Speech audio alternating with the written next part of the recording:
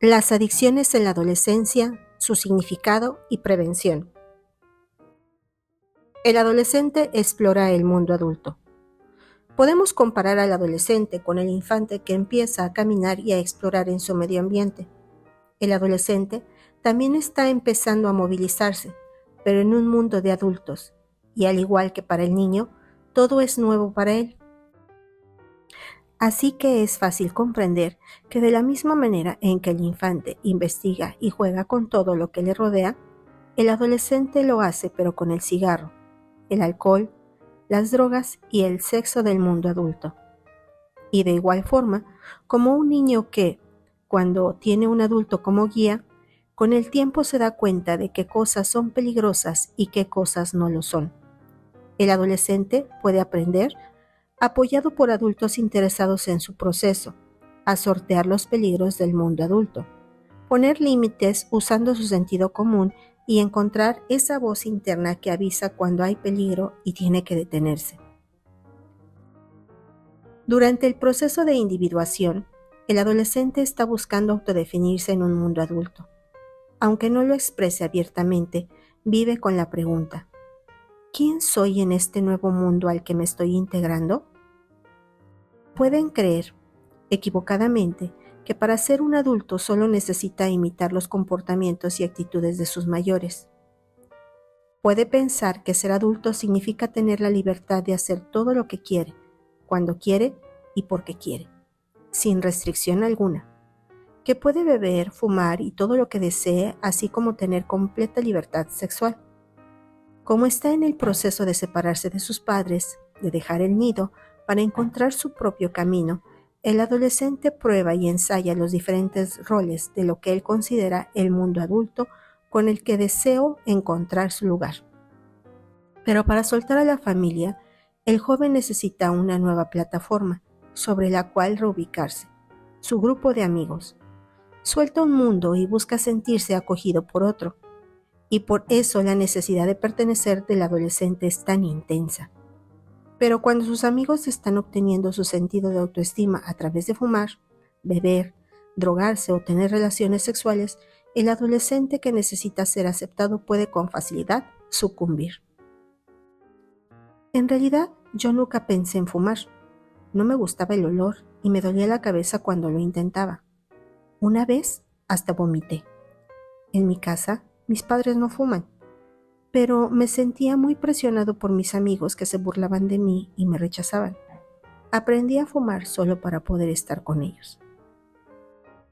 Por otro lado, como dice Felicitas Bock, terapeuta de adicciones, el joven en la pubertad se siente aprisionado en su cuerpo, sujeto a reglas y modelos rígidos de comportamientos impuestos por la sociedad, y busca liberarse de alguna manera.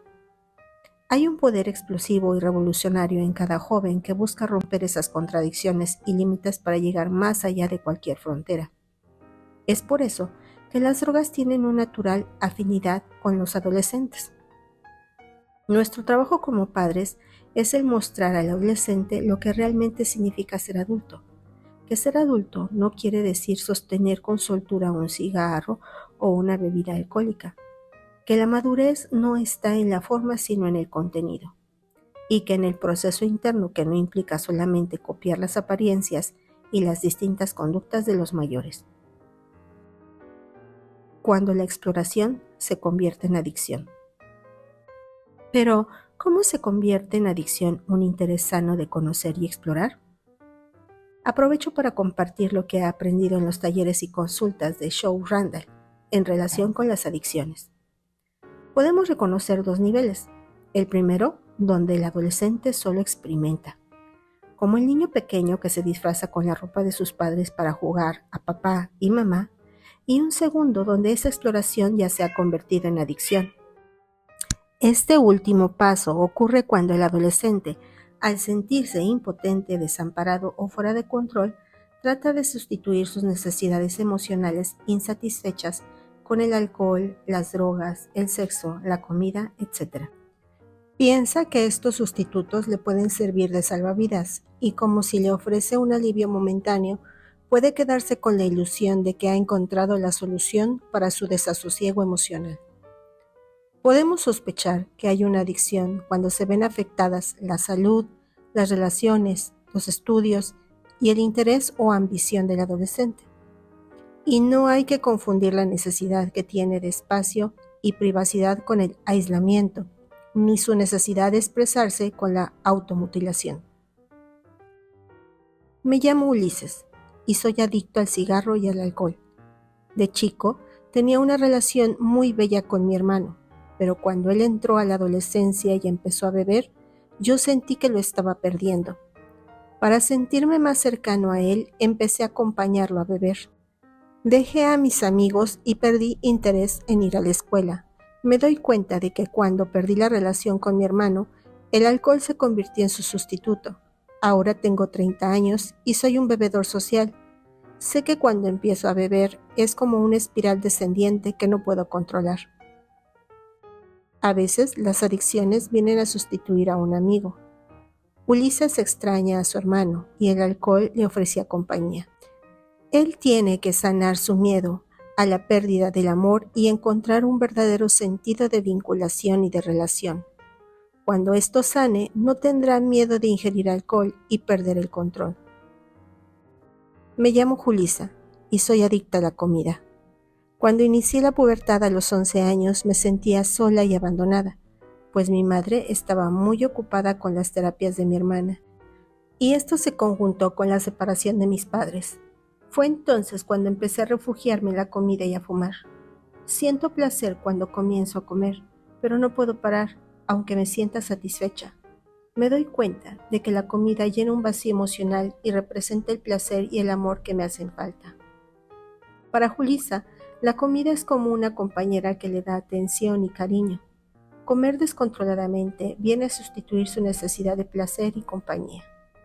Julisa necesita encontrar maneras de darse a sí misma esta atención y placer en formas que sean saludables y buenas para su cuerpo. Cuando los placeres pueden causar la muerte, dejan de ser placeres. Necesita hablar con su niña interior y decirle, está bien y es válido que quieras atención y cariño, pero no de esta manera. Soy Alexia y tengo 15 años. Mis padres controlan todo lo que hago. Me dicen cómo vestirme, cómo peinarme. Escuchan mis conversaciones y escogen a mis amigos. Siento que no puedo respirar y me siento constantemente observada. Para sentirme mejor, empecé a comer compulsivamente para después vomitar. Era mi secreto. Solo yo lo sabía y era mi manera de existir y sentir que había algo en mi vida que no me pertenecía o que solo me pertenecía a mí. Para Alexia, comer y vomitar se convirtieron en una forma de sentir en contacto con ella misma. Le ofrecían la intimidad que no podía tener con sus padres controladores.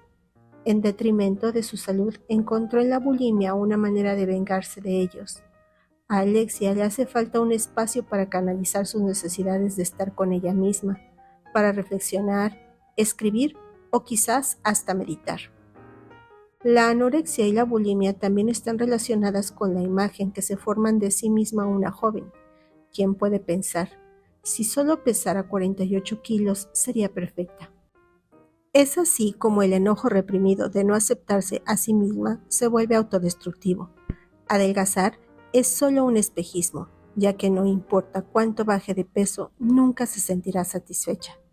Estas enfermedades, tan comunes hoy en día, son un buen ejemplo del daño que nuestra sociedad puede hacer al darle a las jóvenes la idea de que lo más importante de sus personas es su apariencia. Cuando el adolescente cifra toda su autoestima en su aspecto, puede sentirse impotente cuando no logra la perfección. Cuando nos creemos impotentes, sentimos amenazada nuestra supervivencia.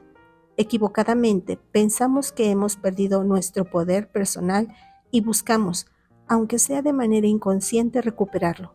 Pero cuando, en vez de buscar la solución dentro de nosotros mismos, buscamos afuera, el cigarro, el alcohol, las drogas, el sexo, comer o la televisión, entre otras cosas, pueden darnos el consuelo que añoramos al otorgarnos un aparente sentido de control.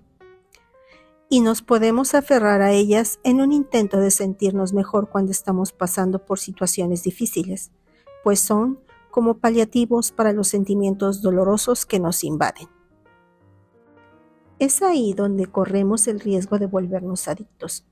Por estas circunstancias no pueden regresarnos nuestro poder personal, porque ese poder está en nosotros mismos, y por eso necesitamos observarnos para descubrir qué nos está haciendo falta y qué podemos hacer para recuperar nuestro equilibrio. Me llamo Tina, tengo 36 años y soy adicta al cigarro. He tratado de dejar de fumar muchas veces, pero siempre vuelvo a empezar.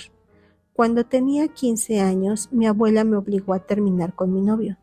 Me sentía triste y manipulada y me refugié en mis amigos y empecé a fumar con ellos. El cigarro me hacía sentir que era parte del grupo. Ahora de adulto me doy cuenta de que me da confianza y que de alguna manera es parte de mi imagen. Sin el cigarro siento que algo me falta y no sé qué hacer con mis manos, pues el cigarro las mantiene ocupadas. Fumar también me da cierta protección. Es como un escudo en el que me escondo para evitar la intimidad con otros. Tina empezó a fumar en un momento de vulnerabilidad, cuando se sintió sola y manipulada como adolescente. Se refugió en el cigarro como una forma de mantener a flote, pero ahora, de adulto, necesita curar el miedo que tiene a expresar lo que siente a niveles más profundos. Tiene que sanar su dificultad para comunicar lo que realmente piensa y siente sin esconderse dentro del cigarro.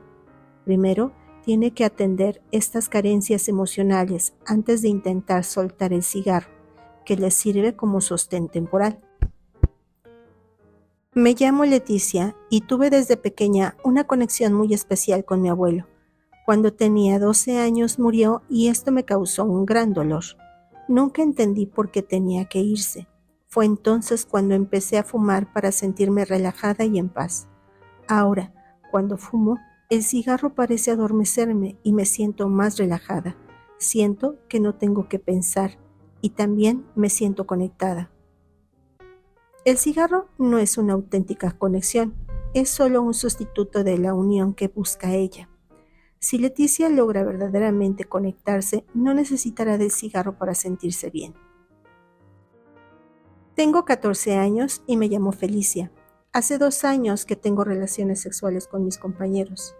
Bueno, más bien con quien se presente. Mis padres están separados y mi madre trabaja todo el tiempo. Nunca la veo. Cuando se siente culpable de no estar conmigo, me compra todo lo que le pido, pero no tiene idea de lo que hago ni a qué me dedico.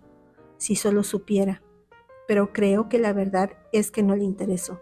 Solo está esperando a que sea mayor de edad para que me vaya de la casa. Cuando tengo relaciones me siento importante. ¿Qué cuento? Y que también soy madura y atrevida.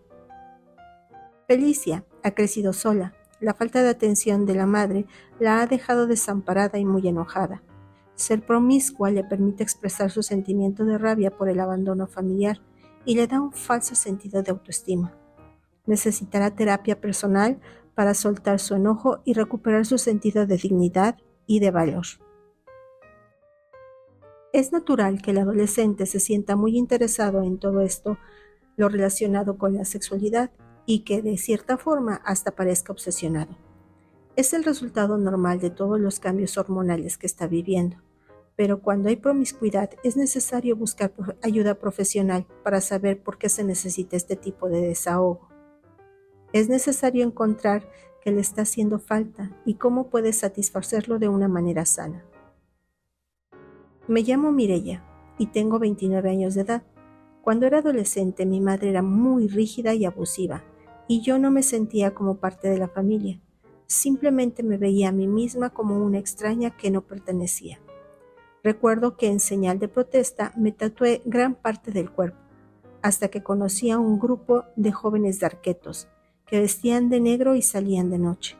Este grupo me acogió y yo me sentía feliz en una nueva familia, que realmente apreciaba mi arte, pues me gustaba modelar en plastilina, dibujar y escribir poesía. No sé qué hubiera sido de mí si no hubiera tenido su apoyo. Mireya es muy talentosa, pero cuando era adolescente su madre no podía comprender que estuviera en la búsqueda de su identidad. El apoyo de su grupo de amigos la ayudó a atravesar por este periodo difícil de desarrollo. Actualmente tiene un trabajo como diseñadora para una gran empresa. Se ha quitado los tatuajes y es muy productiva y exitosa. Algunos jóvenes que se sienten marginados en sus propias familias buscan pertenecer a grupos que se convierten en una especie de familia alternativa. Sus rituales y su forma distinta de vestirse puede ayudarlos a dar rienda suelta a su creatividad y a sus talentos artísticos. Me comentó una maestra. Tenía un alumno llamado Fabricio, que cuando tenía 15 años comenzó a vestirse y a pintarse las uñas de negro y a ponerse una raya negra abajo de los ojos. Empezó a leer cómics de muñecos oscuros, pintó su cuarto también de oscuro y colocó una calavera en la pared.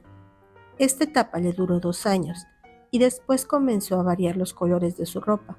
Dejó de pintarse las uñas y aunque le siguieron gustando los cómics, agregó más variedad.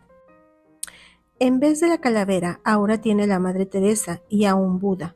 Creo que lo que le ayudó fue que sus padres no se ausentaron ni lo juzgaron, sino que mostraron un interés genuino por lo que hacía. En casa, mantuvieron un ambiente cálido y flexible en el que se podía dialogar de cualquier tema. El interés de los padres en este caso sirvió de apoyo al hijo durante este periodo de búsqueda de identidad, que terminó una vez más satisfecha su necesidad. Los distintos grupos de amigos llegan a servir como apoyo en momentos importantes de cambio, y no hay peligro, siempre y cuando no haya un deterioro en la salud, sus relaciones y sus estudios. Cuando los padres, en lugar de juzgarlos, tratan de comprenderlo, el adolescente participa por la necesidad de tener que expresarse, en vez de por rabia o rebeldía. Rina tiene 17 años y desde hace 2 es parte de un grupo de arqueto, es decir, se viste de negro y sale con sus amigos de noche. Ella es muy talentosa, tiene un cuarto decorado con dibujos oscuros y su poesía, pero también está muy enojada con sus padres. Se niega a comer con ellos, prefiere hacerlo sola en la cocina y si tiene que acompañarlos se pone audífonos para aislarse. Sus padres son muy conservadores y no entienden qué pasa con ella, pero entre más tratan de controlarla, más rebelde se vuelve. En este caso, sería aconsejable que toda la familia fuera a una terapia para que recibieran orientación que les ayude a sanar la dinámica familiar. Yo siempre quise ser bailarina, pero mi padre decía que eso era una pérdida de tiempo, así que escogió una carrera técnica para mí. Me sentía tan frustrada que solo encontraba desahogo cuando estaba con mis amigos, bebíamos, fumábamos. Nunca terminé la carrera y en ese momento estoy por segunda vez en un centro de rehabilitación. Cuando el hijo no tiene voz porque sus padres insisten en saber lo que les mejor le conviene, el adolescente se siente impotente, incapaz de empezar a tomar su propia vida en sus manos. Cuando se siente con las alas cortadas, puede recurrir al alcohol y a las drogas para sentir alivio. La raíz de las adicciones. En la raíz de toda adicción está un sentimiento de impotencia. En el adolescente, ese sentimiento puede tener como causa 1. La imposibilidad de poder hablar o expresar su individualidad. Es decir, cuando el adolescente no tiene voz y piensa que no cuenta debido a que sus padres no lo toman en consideración, quiere cambiar su temperamento o no estar de acuerdo con sus preferencias, o cuando se ve obligado a elegir una carrera profesional que no quiere. 2. Abandono. Por parte de los padres o pérdida de algún ser querido. El adolescente puede sentirse aislado y desamparado y empezar a volverse dependiente de comportamientos que lo dañan, como adormecerse después de muchas horas de ver televisión o navegar por internet, cortarse para sentirse vivo, sentir intimidad, conexión, comprar compulsivamente para llenar huecos emocionales, o en un intento por sentirse aceptado, querido y unido al grupo de amigos, fumar, beber, drogarse o ser promiscuo. 3. Control excesivo o sobreprotección de los padres que asfixian el desarrollo natural de su hijo, obligándolo a hacer y comportarse como ellos desean. Aunque a escondidas es posible que el adolescente esté fumando y bebiendo para sentirse grande y maduro. Puede pensar, yo puedo burlar la vigilancia de mis padres y hacer lo que yo quiera. Entonces, ellos no saben de lo que soy capaz, como fumar, beber, drogarme, etc. Se convierte entonces en una forma de expresar su rebeldía. 4. Comparaciones o competencia con los hermanos o los padres. El adolescente no se siente aceptado por quien es. Piensa que necesita estar constantemente demostrando su valor y se siente presionado o estresado. 5. Perfeccionismo de los padres y expectativas irreales. Cuando el hijo piensa que está defraudando a sus padres porque no es lo que ellos hubieran querido y piensa que no da la talla, puede buscar refugio en el alcohol o en las drogas. 6. Falta de respeto por parte de los padres hacia el adolescente que no puede satisfacer su necesidad de privacidad y de un espacio personal para poder procesar sus cambios. El joven se siente inválido y expuesto por los padres y los hermanos cuando escuchan sus conversaciones, leen sus escritos o se inmiscuyen en sus cosas. 7. Humillaciones, burlas o culpa. El adolescente carga con una vergüenza personal y no puede buscar alivio en alguna adicción. 8. Falta de honestidad por parte de los padres al ocultar secretos familiares, infidelidades, abortos, enfermedades mentales, suicidios, crímenes, incesto, adicciones. Cuando los padres pretenden que todo está bien a pesar de que existen problemas graves dentro del hogar, el adolescente reconoce la falsedad. Esto le causa enojo, que a veces reprime o lo mueve a la rebeldía, lo cual puede orillarlo a buscar desahogo en algún comportamiento adictivo. 9. Padres que son adictos.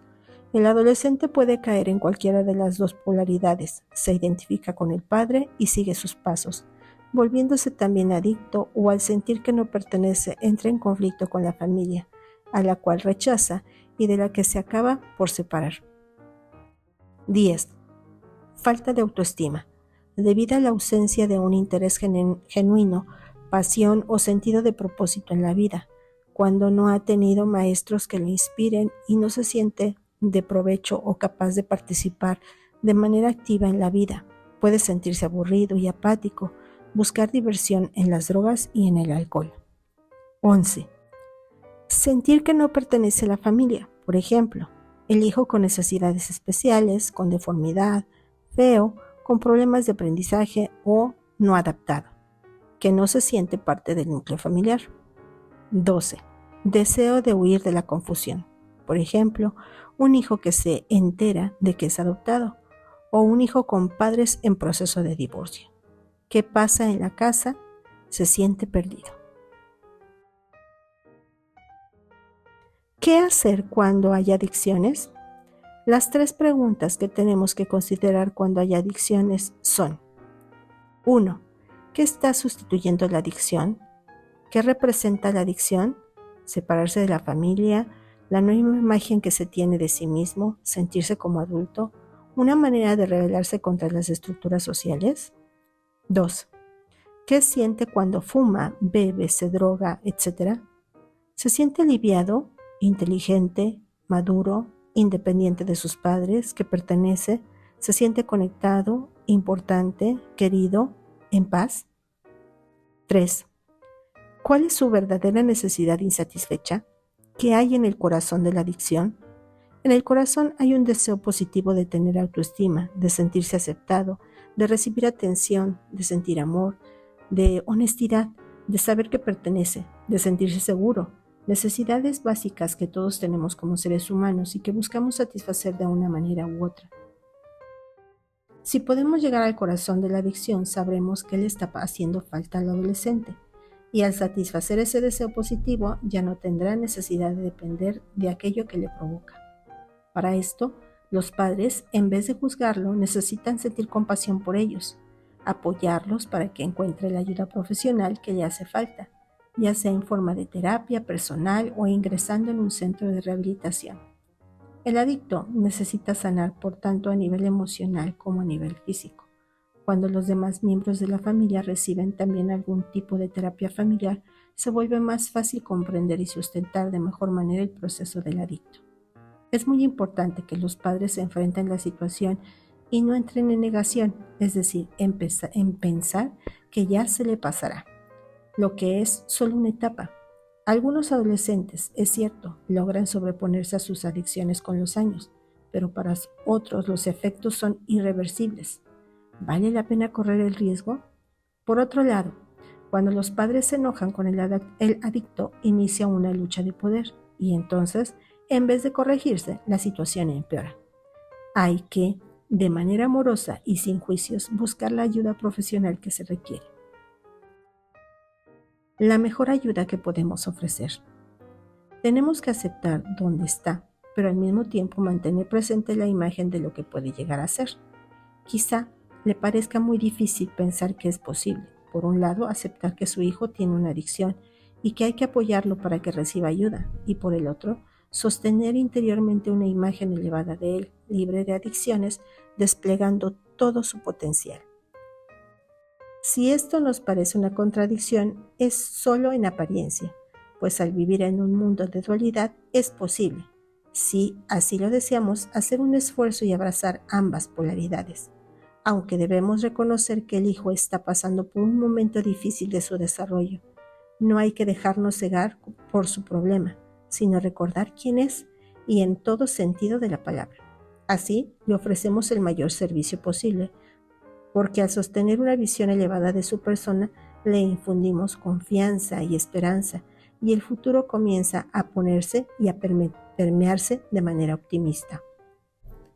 Sugerencias para prevenir las adicciones. La verdadera prevención de las adicciones está en las actitudes y en el trato respetuoso que tenemos con nuestros hijos y que describo a lo largo de este libro. Pero aprovecho para resumir las siguientes sugerencias. Estar presentes, interesados y pendientes, pero sin proteger o sobrecontrolar. Mantener la comunicación abierta, dialogar y pasar tiempo juntos. Permitir que el adolescente se exprese y tomar en cuenta sus opiniones y preferencias. Escuchar sus críticas y protestas contra la estructura social.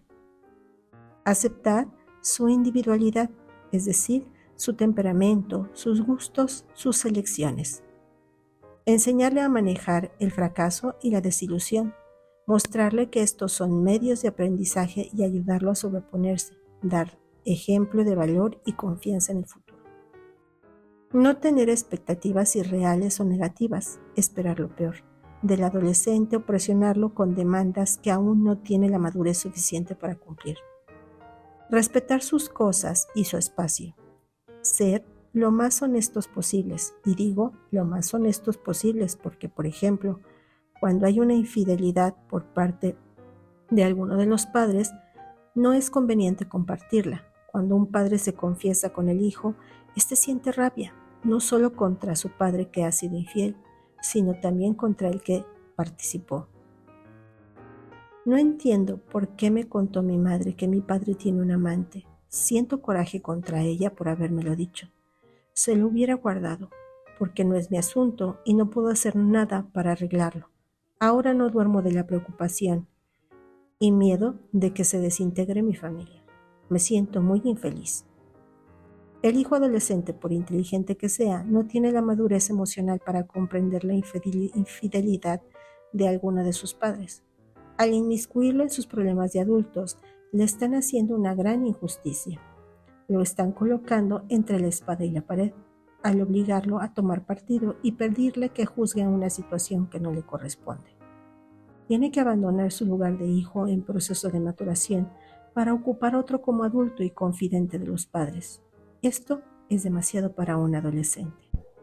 Cuando una pareja se divorcia por causa de infidelidad, es muy difícil para el hijo, pues se siente interiormente rasgado cuando tiene que elegir entre dos seres que le han dado la vida y de los cuales aún depende emocionalmente. Escoja a quien escoja, de todas maneras terminará perdiendo.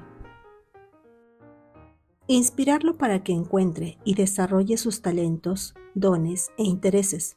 Esto le da sentido y propósito a su vida. Facilitar, cuando sea posible, que viaje. Identificarse con otras culturas puede ser una manera de despertar en él nuevos y más variados intereses que lo lleven a descubrir sus talentos y dones.